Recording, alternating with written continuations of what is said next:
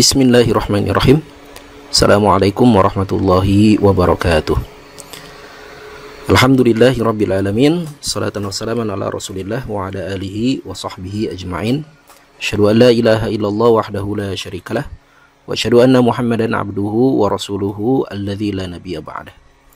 Allahumma anfa'na bima 'allamtana wa 'allimna ma yanfa'una wa zidna ilma. Rabbana zidna ilma warzuqna fahma. Ikhwani al-ahibba, alhamdulillah kita bersyukur pada Allah. Pada kesempatan kali ini insyaallah kita akan melanjutkan kajian Kitab Al-Iman. Ya, Kitab Al-Iman ini karya Dr. Naim Yasin. Judul lengkapnya adalah Al-Iman, Arkanuhu, Haqiqatuhu, wa Nawaqiduhu. Kitab mengenai keimanan, rukun-rukun iman, hakikat keimanan, dan pembatal-pembatal keimanan. Ini kitab yang sangat penting untuk kita pelajari terkait dengan masalah yang paling mendasar dalam hidup kita, yaitu masalah akidah. Dan pada pembahasan yang lalu kita telah menyelesaikan pembahasan rukun iman yang pertama. Setelah kita membahas mengenai muqaddimah pengenalan kitab ini, kemudian kita membahas tentang apa saja rukun iman, dan kita telah memasuki rukun iman yang pertama, yaitu al-imanu billahi azza wa jalla.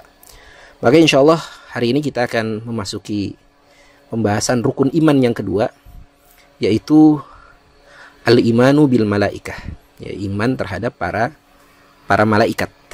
Ya, insyaallah kita akan mencoba memahami apa yang dimaksud dengan para malaikat dan kewajiban apa yang terkait dengan keimanan kita terhadap para malaikat tersebut. Penulis kitab ini menyatakan wa min arkanil iman, dan di antara rukun iman adalah al-imanu bil malaikah, yaitu iman terhadap para malaikat. Ya, malaikat ini bentuk jamak, ya, bentuk plural. Ya, jadi kalau disebut malaikah itu artinya malaikat-malaikat, ya. Banyak malaikat. Bentuk singularnya, bentuk tunggalnya adalah malakun kalau dalam bahasa Arab. Ya, jadi malakun itu satu malaikat.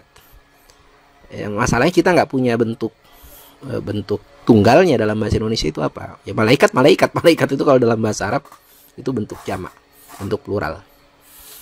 Jadi al-imanu bil malaikat artinya kita beriman kepada para malaikat. Jadi banyak malaikat.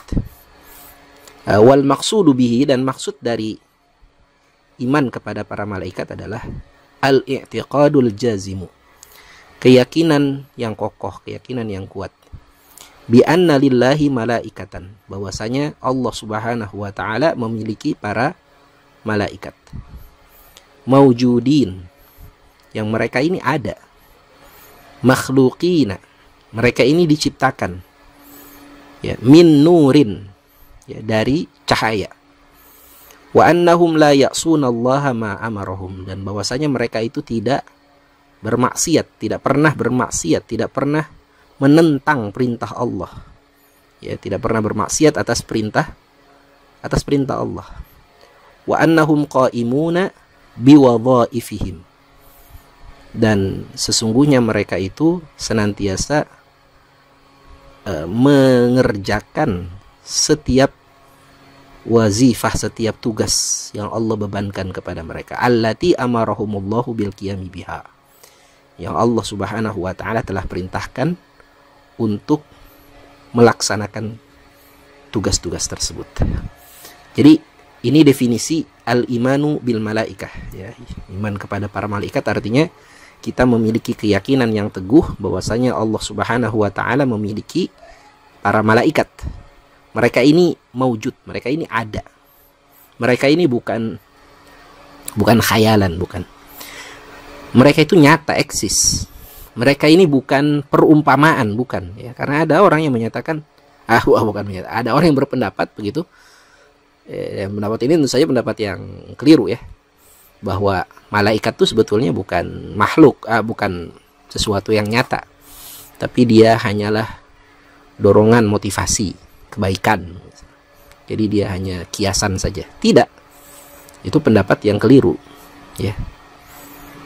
akidah Islam yang benar adalah kita meyakini bahwa malaikat itu ada, nyata. Mereka eksis, mereka wujud ada. Mereka diciptakan oleh Allah. Ya. Mereka makhluk sama seperti kita yang diciptakan, yang membutuhkan untuk diadakan. Ya. Min nur, dari cahaya. Mereka diciptakan dari cahaya. Ya, kalau kita diciptakan dari tanah, ya. Asal manusia itu diciptakan dari tanah. Ya. Dan mereka memiliki sifat sifat perilaku mereka itu apa? Yaitu mereka tidak pernah menentang Allah. Mereka senantiasa taat, patuh kepada seluruh perintah yang telah Allah tetapkan kepada mereka. Jadi ini kita meyakini seperti itu. Nggak ada itu malaikat pembangkang gitu. Tidak ada malaikat yang berani melanggar aturan Allah, itu nggak ada. Makanya kalau ada orang yang punya keyakinan ada the fallen angels, ada malaikat jatuh. Malaikat jatuh itu apa? Malaikat yang bermaksiat gitu. Dia punya keyakinan bahwa setan itu dulunya malaikat, tapi dia jatuh dari kemuliaannya sebagai malaikat karena menentang perintah Allah. Ini akidah batil nih. Ya, keyakinan yang jelas-jelas keliru. Ya. Dalam Islam kita tidak meyakini ada malaikat yang pernah melakukan kesalahan, nggak ada. Yang pernah melakukan menentang perintah Allah, itu nggak ada. Malaikat itu senantiasa taat, patuh kepada perintah Allah Subhanahu wa Ta'ala. Nah, ini makna dari iman kepada para malaikat. Iman kepada malaikat ini merupakan bagian dari rukun iman, bagian dari tiang keimanan. Sehingga barang siapa yang mengingkari rukun iman yang kedua ini, sungguh ia telah kafir. Ia telah keluar dari lingkaran keislaman. Apa dalilnya? Allah Subhanahu wa Ta'ala berfirman, ini dalil yang menunjukkan bahwa beriman kepada para malaikat adalah bagian dari rukun iman. Allah Subhanahu wa Ta'ala berfirman, ya ayyuhalladzina amanu, wahai orang-orang yang beriman, aminu billahi, berimanlah kalian kepada Allah. Ini ayat ini unik ya. Allah memanggil orang beriman. Perintahnya apa? Perintahnya untuk beriman. Ya, jadi wahai orang-orang beriman, berimanlah. Ini kadang kalau orang nggak paham ya, dia bertanya-tanya gitu. Nah, ngapain sih Allah merintahin orang beriman untuk beriman? Kan udah beriman, ngapain ini suruh beriman lagi gitu. Nah, ini tentu saja kita harus baca penjelasan para ulama ya, baca tafsir. Ya, maknanya adalah keimanan itu bertingkat-tingkat. Ya. Maka Allah ketika memerintahkan orang beriman untuk beriman, maksudnya sempurnakanlah keimanan kalian. Ya. Tingkatkanlah keimanan kalian. Ya, jadi orang beriman disuruh beriman, maksudnya disuruh untuk menyempurnakan keimanannya. Wahai orang-orang yang beriman, berimanlah kalian kepada Allah, kepada Rasulnya, kepada Alkitab, kepada kitab alladzi nazzala ala rasulihi, yang telah Allah turunkan kepada Rasulnya. Wal kitabil ladzi anzala min qabl, dan berimanlah kepada kitab yang telah Allah turunkan kepada orang-orang sebelumnya, kepada umat sebelumnya. Wa may yakfur billahi wa malaikatihi wa kutubihi wa rusulihi, dan barang siapa yang ingkar, yang kufur, tidak mau beriman kepada Allah, tidak mau beriman kepada para malaikatnya, nggak meyakini adanya malaikat. Wa kutubihi, tidak beriman kepada kitab-kitabnya. Wa rusulihi, tidak beriman kepada rasulnya. Wal yaumil akhiri, dan tidak beriman kepada hari akhir. Faqad dhalla dhalalan ba'ida, maka sungguh dia telah sesat dengan kesesatan yang sangat jauh. Nah, ini ayat ini tegas menyatakan bahwa beriman kepada para malaikat ini termasuk di antara rukun iman. Kemudian ikhwatal iman rahimakumullah, hendaknya juga kita mengetahui bahwasanya malaikat ini termasuk hal gaib bagi manusia. Ya, keberadaan malaikat, sifat-sifat malaikat, apa saja yang dilakukan oleh malaikat, ini adalah hal gaib. Hal gaib itu maknanya adalah hal yang tak akan mungkin bisa terjangkau oleh pikiran, akal, maupun indera manusia. Manusia nggak akan mungkin bisa menjangkau pengetahuan tentang para malaikat, karena ini adalah hal gaib. Ya, dia baru menjadi sesuatu yang diketahui oleh manusia, ya, jika tirai kegaiban itu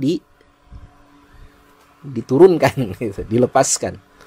Misalnya ada malaikat yang kemudian datang menemui manusia, ya. Nah, barulah manusia itu jadi tahu tuh hal-hal yang gaib itu. Ya. Atau perkara gaib ini diberitahukan oleh Nabi kita Muhammad sallallahu alaihi wasallam, ya. Nabi mendapatkan wahyu dari Allah Subhanahu wa taala melalui malaikat Jibril, dan Nabi kemudian menjelaskan mengenai perkara-perkara gaib ini. Jadi tidak akan mungkin kita tahu perkara hal yang gaib ini kecuali melalui pengetahuan dari Rasulullah Sallallahu Alaihi Wasallam. Sehingga tidak boleh kita mengarang-arang sendiri gitu ya. Sifat-sifat para malaikat ini, ya, apa saja nama-nama para malaikat misalnya, atau perilaku para malaikat, ya tidak boleh kita karang-karang sendiri, ya, tanpa berdasarkan dalil dari sunnah dari Nabi kita Muhammad Sallallahu Alaihi Wasallam. Apa kemudian ciri-ciri fisik mereka? Di dalam Al-Quran Allah Subhanahu Wa Taala menyebutkan beberapa ciri fisik mereka. Yang pertama adalah bahwasanya mereka ini sudah diciptakan sebelum Nabiullah Adam alaihissalam, sebelum manusia yang pertama. Jadi sebelum Nabi Adam alaihissalam diciptakan, mereka sudah ada. Ya. Dalilnya adalah firman Allah Subhanahu wa taala dalam surat Al-Baqarah ayat 30. Allah Subhanahu wa taala berfirman, "Wa idz qala rabbuka lil malaikati inni ja'ilun fil ardi khalifah." Dan ingatlah ketika Tuhanmu berfirman kepada para malaikat, sesungguhnya aku ingin menjadikan seorang khalifah, ya, pemimpin, pengurus, pengatur, ya, di muka bumi, di fil ardi, muka bumi. Qalu, maka para malaikat ini berkata, ataj'alu fiha, apakah engkau akan menjadikan di bumi itu may yufsidu fiha, ya, orang-orang yang akan berbuat kerusakan di dalamnya, wa yasfikud dima'a, orang-orang yang akan menumpahkan darah, wa nahnu nusabbihu bihamdika wa nuqaddisu lak, dan kami adalah, ya, pihak yang senantiasa bertasbih kepadamu dan mensucikan engkau. Qala inni a'lamu ma la ta'lamun. Allah berfirman, sesungguhnya aku mengetahui apa yang tidak kamu ketahui.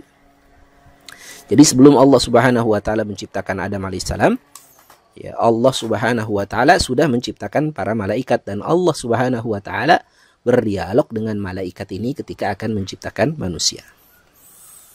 Nah, dalam dialog ini malaikat bertanya, ya, bertanya tidak kemudian diartikan menggugat, ya, enggak, malaikat enggak menggugat, enggak boleh malaikat itu bermaksiat menentang perintah Allah, ya, malaikat bertanya aja, yang diciptakan itu seperti apa sih? Apakah yang diciptakan itu adalah makhluk yang melakukan kerusakan, yang menumpahkan darah? Nah, ini diantara mufassirin kemudian menyebutkan, ya, bahwa makna dari pertanyaan ini adalah karena malaikat mengetahui sebelum diciptakannya manusia ini pernah ada makhluk di muka bumi yang mereka telah melakukan kerusakan. Maka makhluk ini kemudian dibinasakan oleh Allah Subhanahu wa taala. Ya, para mufassirin menyebutkan mereka itulah bangsa jin, ya. Bangsa jin ini dulu pernah menguasai bumi, ya, dan mereka melakukan kerusakan. Nah, di antara bangsa jin itu ada jin yang baik, yang dia menentang kerusakan yang dilakukan oleh bangsa jin yang perusak. Nah, bangsa jin yang baik itu, ya, namanya adalah iblis. Nah, itu yang baik tadinya, sehingga dia tidak termasuk yang dimusnahkan, tapi dia diselamatkan, dia ditempatkan ke dalam surga bersama dengan para malaikat. Dan iblis inilah nanti yang kemudian akhirnya tidak mau sujud kepada Adam alaihissalam. Nah, itu kalau kita bahas dalam tafsir ayat ini. Nah, jadi intinya malaikat ini sudah ada sebelum adanya Nabiullah Adam alaihissalam, sebelum adanya manusia. Kemudian di dalam hadis Nabi Shallallahu Alaihi Wasallam menjelaskan bahwa malaikat ini diciptakan dari cahaya. Ya. Dari Aisyah radhiyallahu anha, beliau berkata, telah bersabda Rasulullah Shallallahu Alaihi Wasallam, "Khuliqatil malaikatu min nurin." Ya, sungguh malaikat itu diciptakan dari cahaya. Wa khuliqal janu mim mariji min nar. Dan sungguh jin itu diciptakan dari kobaran api. Wa khuliqa Adamu mimma wusifa lakum. Dan diciptakan Adam dari apa-apa yang telah diterangkan kepada kalian.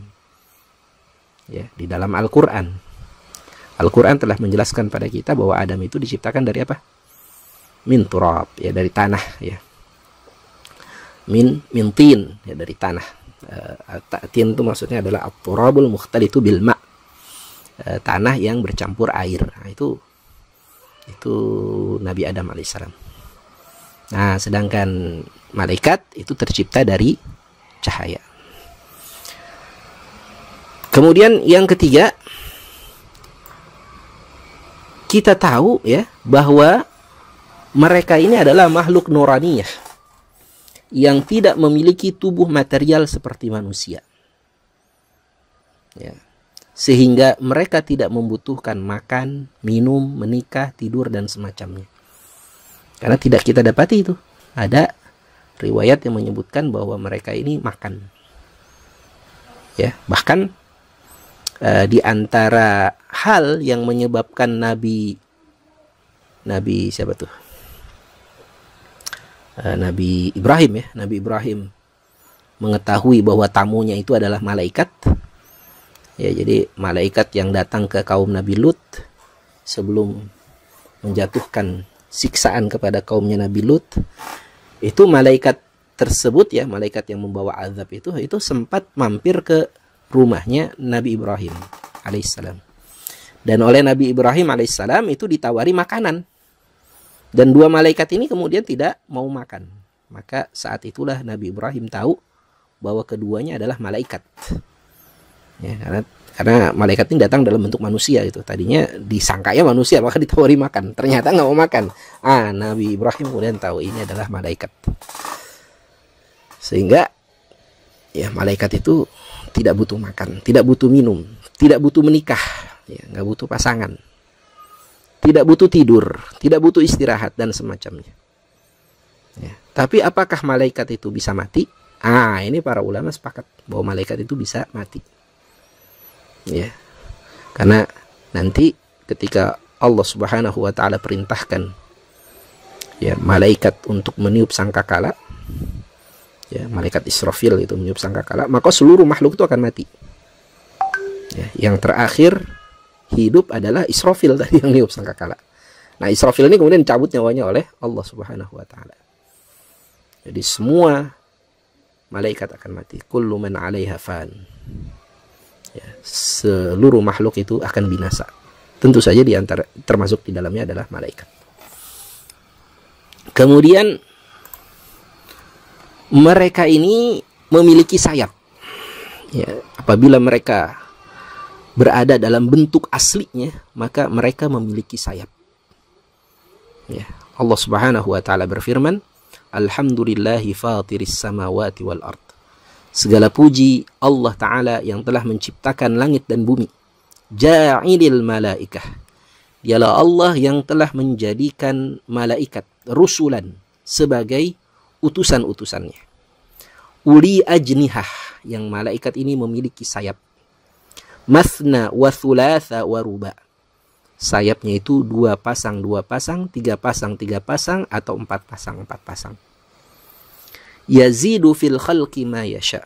Allah menambahkan pada ciptaannya sesuai dengan apa yang Allah kehendaki.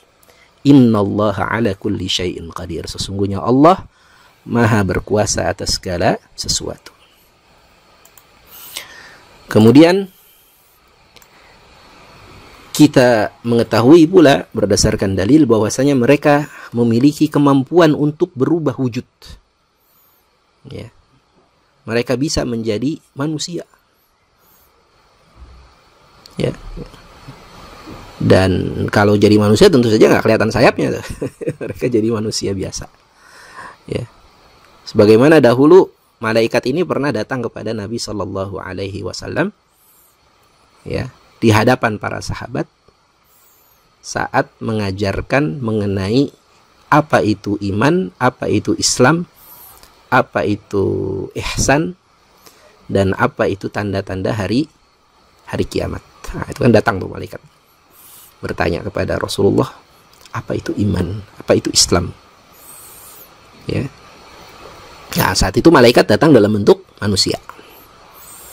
Dan Jibril alaihissalam, ya, kata Nabi SAW, apabila datang dalam bentuk manusia, maka dia akan memilih wajah yang menyerupai wajah sahabat Nabi SAW yang bernama Dihyah bin Khalifah Al-Kalbi.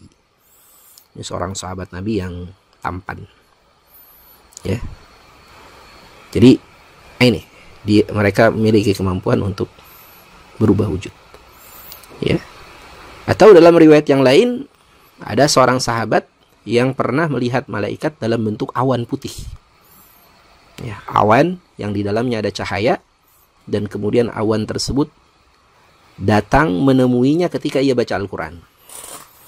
Ya, awan ini kemudian membuat ia takut sehingga dia berhenti baca Al-Quran dan akhirnya awan itu pergi.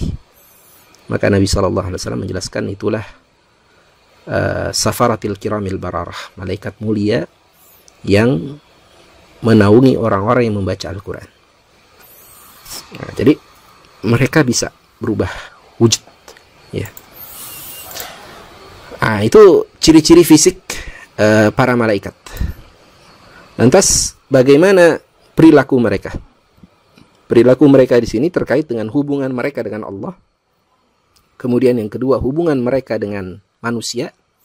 Dan yang ketiga, hubungan mereka dengan alam semesta. Maka mu'allif kitab ini menjelaskan yang pertama, hubungan mereka dengan Allah Subhanahu wa Ta'ala adalah mereka adalah hamba Allah yang mulia, yang tidak pernah menentang perintah Allah, tidak pernah bermaksiat, tidak pernah melakukan dosa. Mereka adalah makhluk yang taat kepada perintah Allah, ya. Kemudian yang kedua, dilarang bagi kita untuk meminta kepada para malaikat. Jadi nggak boleh kita minta kepada para malaikat. Meminta, berdoa, berlindung kepada malaikat adalah bentuk kesyirikan kepada Allah Azza wa Jalla. Bentuk menduakan Allah Subhanahu wa Ta'ala. Nggak boleh nih. Jadi kalau kita minta kepada Allah. Wa idza sa'alta fas'alillah. Wa idza ista'anta fasta'in billah. Kalau minta kepada Allah. Kalau minta perlindungan kepada Allah Subhanahu wa Ta'ala. Jangan kita minta kepada malaikat. Meskipun malaikat itu dekat dengan Allah Subhanahu wa Ta'ala, nggak boleh. Kalau minta kepada malaikat aja nggak boleh, apalagi minta kepada yang lainnya, kepada makhluk yang hubungannya tidak dekat dengan Allah, gitu. Malaikat itu kan dekat dengan Allah, ya. Apalagi dengan jin, dengan orang mati dan seterusnya. Kemudian hubungan mereka dengan alam semesta. Malaikat ini diberi tugas oleh Allah Subhanahu wa Ta'ala untuk mengatur alam semesta, ya. Jadi ini tugas untuk para malaikat, ya.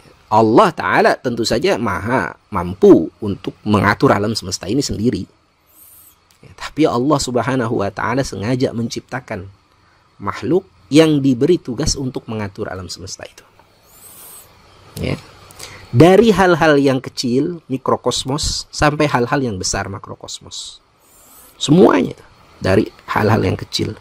Bagaimana bergeraknya atom, ya, proton, neutron, ya itu kan, yang kecil-kecil gitu ya, sampai yang besar-besar gitu, bergeraknya matahari, bulan, bintang, galaksi, ya planet. Nah, itu semuanya diatur oleh Allah Subhanahu wa taala, dan diberikan tugas untuk mengaturnya itu adalah para malaikat. Apa dalilnya? Allah Subhanahu wa taala berfirman, "Fal mudabbirati amra." Demi para malaikat yang mengatur urusan di dunia ini. Fal muqassimati amra, dan demi para malaikat yang membagi-bagi urusan. Jadi malaikat ini kemudian punya anak buah lagi sesama malaikat itu, yang mereka mengatur semua urusan ini. Ya. Jadi termasuk gaya gravitasi apa segala macam, itu nggak berdiri dengan sendirinya, nggak ada dengan sendirinya. Itu ada malaikat yang mengaturnya itu. Kemudian yang ketiga, hubungan mereka dengan manusia. Ya. Apa yang mereka lakukan kepada manusia? Yang pertama, malaikat ini senantiasa mendorong manusia untuk berbuat baik. Ya. Nabi Shallallahu Alaihi Wasallam bersabda dalam hadis yang diriwayatkan oleh sahabat Abdullah bin Mas'ud, beliau bersabda, "Inna lisyaitani lammatan bi ibni Adam." Sesungguhnya syaitan itu memiliki bisikan kepada anak cucu Adam, kepada manusia. Walil malaki lammatan, dan malaikat pun memiliki bisikan. Fa amma lammatu syaitan fa'i'adun bisyarr. Maka bisikan syaitan itu adalah menjanjikan keburukan. Wa takdzibun bil haq, mendustakan kebenaran. Wa amma lamatul malak fa'i'adun bil khair. Adapun bisikan malaikat itu adalah ajakan untuk melakukan kebaikan. Wa tasdiqum bil haq, ya, dan ajakan, bisikan untuk membenarkan kebenaran, ya, untuk menetapi kebenaran. Faman wajada dzalika falya'lam annahu minallah. Maka apabila ada seseorang yang mendapati bisikan itu, mendapatkan bisikan untuk melakukan kebaikan, maka ketahuilah bahwasanya sesungguhnya itu datang dari Allah. Falyahmadillah, hendaknya dia memuji Allah. Waman wajadal ukhra, dan barang siapa yang mendapati bisikan yang lain, maksudnya dia dapat bisikan setan, falyata'awwadz billahi minasyaitonir rajim, maka hendaknya dia berlindung kepada Allah dari godaan syaitan yang terkutuk. Tsumma qara'a, kemudian Nabi SAW membaca ayat Al-Quran, asyaitanu ya'idukumul faqra wa ya'murukum bil fahsya. Sesungguhnya syaitan itu menjanjikan kepada kalian kemiskinan dan memerintahkan kepada kalian untuk melakukan kejahatan. Nah, ini bisikan malaikat ya. Karenanya jangan kita melakukan perbuatan yang mengakibatkan malaikat ini nggak nyaman dengan kita. Ya, ada hal-hal yang membuat malaikat tuh nggak nyaman dengan kita. Ya, rumah-rumah yang malaikat tuh nggak mau masuk di dalamnya. Misalnya apa? Rumah yang di dalamnya ada patung-patung, rumah yang di dalamnya ada anjing, ya, rumah yang di dalamnya ada apa? Bau-bau yang tidak sedap. Nah, itu hal-hal yang menyebabkan malaikat rahmat tuh nggak mau masuk. Malaikat rahmat ini malaikat yang membawa kebaikan nih. Tapi malaikat yang mencatat amal kebaikan itu tetap ada gitu. Jangan kemudian karena wah ini dalamnya ada patung nih, malaikat nggak masuk. Wah, berarti nggak ada yang nyatet nih. Nggak begitu. Ya, kalau malaikat pencatat amal itu tetap ada. Mereka tetap mengikuti apa yang kita lakukan. Ma yalfidhu min qaulin illa ladaihi raqibun atid. Dalam surat apa itu? Surat Qaf ya. Nah. Kemudian apalagi yang dilakukan oleh malaikat? Yang kedua, mereka senantiasa mendoakan manusia dan memohonkan ampunan dari Allah untuk manusia. Insyaallah. Malaikat senantiasa berusaha agar Allah Ta'ala mengampuni dosa-dosa manusia. Ini sekali lagi adalah malaikat rahmat, malaikat yang membawa kebaikan. Allah Subhanahu wa Ta'ala berfirman, "Huwallazi yusalli 'alaikum wa malaikatuhu liyukhrijakum minadh-dhulumati ilan nur wa kana bil mu'minina rahima. Dialah Allah yang telah bersalawat kepada kalian. Nah, Allah bersalawat kepada manusia. Apa makna salawat Allah kepada manusia? Allah Ta'ala memberikan rahmat, kasih sayang kepada manusia. Wa malaikatuhu, demikian juga para malaikatnya berdoa kepada Allah agar Allah Ta'ala memberikan rahmat kepada manusia. Liyukhrijakum minadh-dhulumat, agar Allah Ta'ala mengeluarkan manusia dari kegelapan. Didoakan supaya manusia itu keluar dari kegelapan. Ilan nur, menuju cahaya. Wa kana bil mu'minina rahima, dan adalah Allah Subhanahu wa Ta'ala Maha penyayang kepada orang-orang yang beriman. Allah sayang pada orang beriman. Kemudian malaikat ini juga berusaha untuk meluruskan kesalahan orang beriman. Ya, sebagaimana sabda Nabi sallallahu alaihi wasallam, "Man sa'ala al-qada wukila ila nafsihi." Barang siapa yang meminta untuk dijadikan pemimpin, dia minta jabatan gitu ya, dia minta ditunjuk jadi pemimpin, wukila ila nafsihi, maka beban kepemimpinan itu akan ditanggungkan kepada dirinya. Ya, jadi udah dia nanggung sendiri tuh kalau dia minta jabatan. Waman ujbira alaih, dan barang siapa yang dipaksa untuk menjadi pemimpin, artinya dia nggak minta jabatan, tapi dia diberikan jabatan, dia diberi amanah untuk memimpin. Ya, asalnya dia nggak mau tuh, tapi dia diminta untuk memimpin. Yunzilullahu alaihi malakan fayusaddiduhu, maka Allah Subhanahu wa Ta'ala akan menurunkan untuknya malaikat yang tugasnya yusaddiduhu, yang tugasnya adalah membimbing dia, menolong dia untuk melakukan kebenaran. Ini keutamaan orang yang tidak minta jabatan. Kayaknya kalau dalam sistem demokrasi mah nggak bisa ini. Semua orang minta jabatan. Kemudian apa lagi yang dilakukan malaikat pada manusia? Malaikat senantiasa datang ke majelis-majelis zikir. Ini hadisnya cukup panjang nih. Ini kita bacakan terjemahnya aja. Kata Nabi SAW, sesungguhnya Allah Ta'ala memiliki para malaikat yang selalu berkeliling di jalan-jalan guna mencari majelis zikir. Majelis perkumpulan di mana orang-orang mengingat Allah. Termasuk di antaranya majelis ilmu, itu majelis zikir itu. Dia belajar agama, dia ingat Allah. Jika mereka mendapati satu kaum yang ingat Allah, maka mereka akan saling memanggil satu dan lainnya. Kemarilah menuju apa yang kalian cari. Oh, para malaikat manggil malaikat yang lain. Lalu mereka pun datang, seraya menaungi kaum tersebut dengan sayap-sayap mereka hingga ke langit dunia. Maka Rabb mereka bertanya, padahal dia lebih tahu daripada mereka. Jadi Allah bertanya meskipun Allah sebenarnya sudah tahu, ya. Allah bertanya pada para malaikat, apa yang dikatakan oleh hamba-hambaku? Para malaikat menjawab, mereka mensucikan engkau, membesarkan engkau, memuji engkau, dan mengagungkan engkau.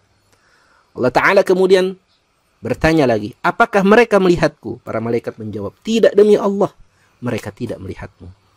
Allah Ta'ala berfirman, bertanya lagi, bagaimana sekiranya mereka melihatku?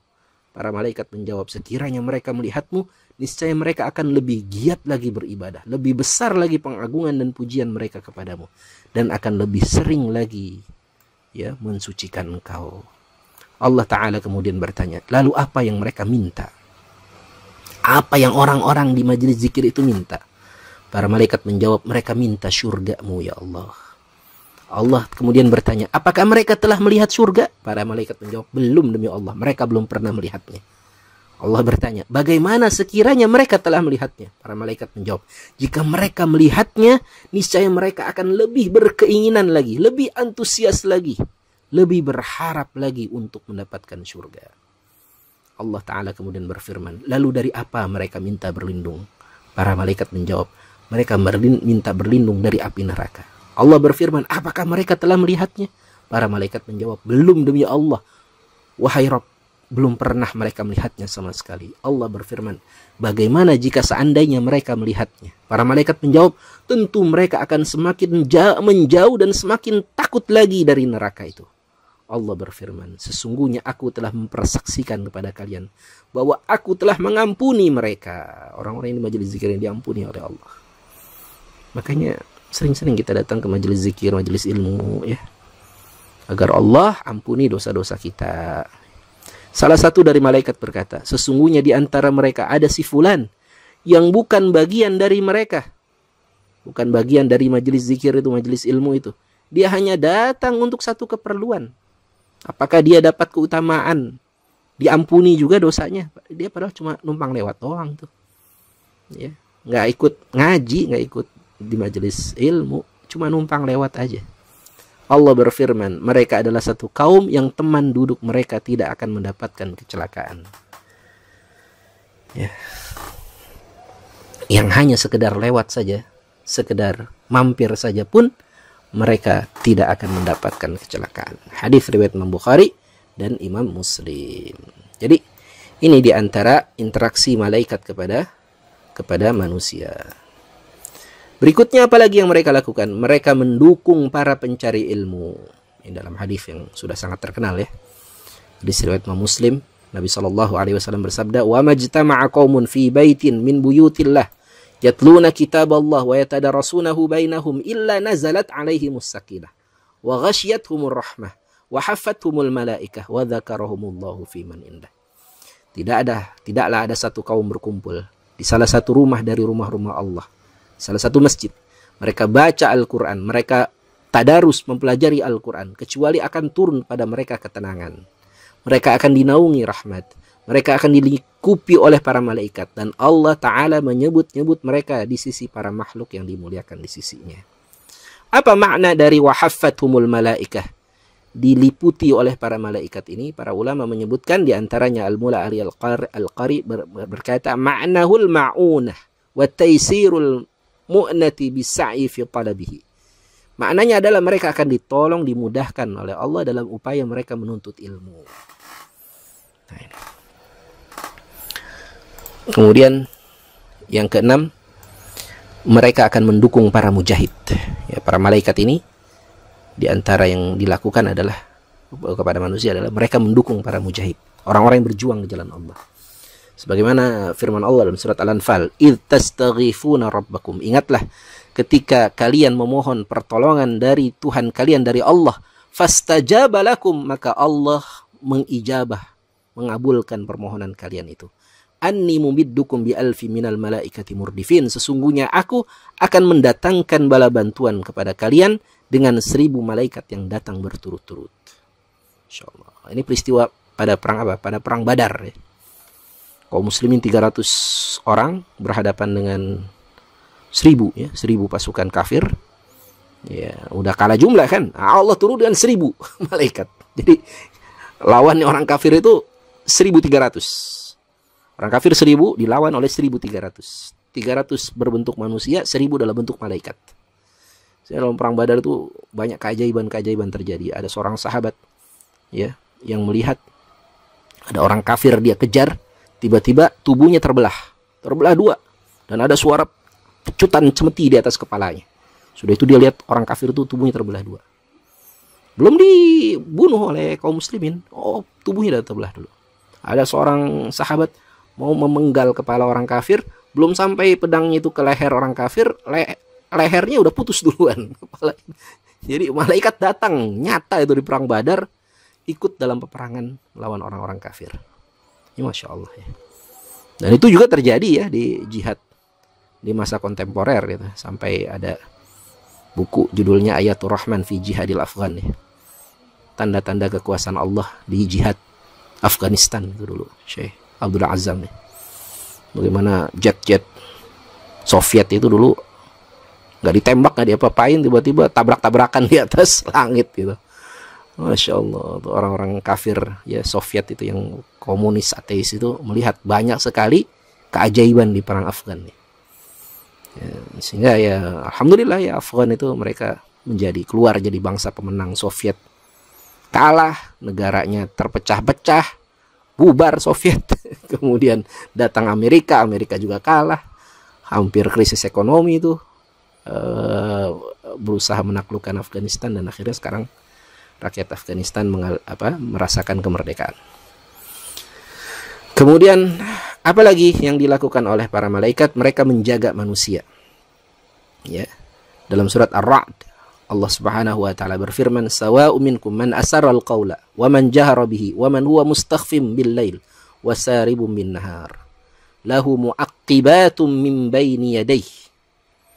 Ya, bagi manusia itu ada mu'aqqibat, ada para malaikat yang selalu mengikutinya. Min baini yadayhi, di depannya. Wa min khalfih, di belakangnya. Yahfadzunahu, yang mereka menjaga manusia, menjaga orang beriman. Min amrillah, ya, atas perintah Allah. Innallaha la yughayyiru ma biqaumin hatta yughayyiru ma bi anfusihim. Ya, wa idza aradallahu biqaumin su'an fala maradda lahu wa ma lahum min dunihi min wal. Ini muaqibat. Malaikat muaqibat nih, malaikat yang senantiasa mengikuti, menjaga manusia, yahfadzunahu. Sebagai penutup tentang sifat malaikat ini, interaksi malaikat terhadap manusia, maka kita coba simak ucapan Al-Imam Ibnu Qayyim Al-Jauziyah tentang hubungan antara malaikat dan manusia. Imam Ibnu Qayyim Al-Jauziyah berkata, para malaikat ini mereka diserahi urusan penciptaan manusia dari satu fase ke fase berikutnya, dari sejak manusia itu berada di alam rahim sampai kemudian dilahirkan, masih kecil, bayi, terus dari satu fase ke fase berikutnya itu senantiasa ada urusan malaikat di dalamnya.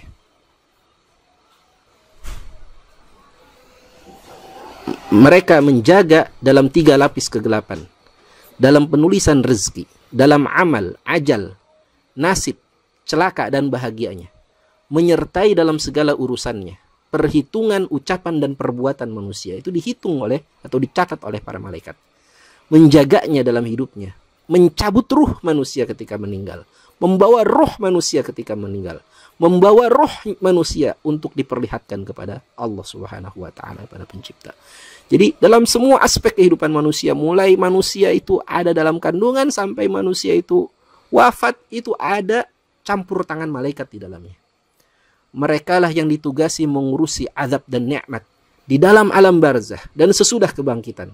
Mereka yang ditugasi membuat alat-alat kenikmatan dan azab. Merekalah yang meneguhkan iman bagi hamba yang beriman dengan izin Allah, yang mengajarkan baginya apa yang bermanfaat, yang berperang membela orang-orang beriman. Merekalah para wali penolong orang beriman di dunia dan di akhirat.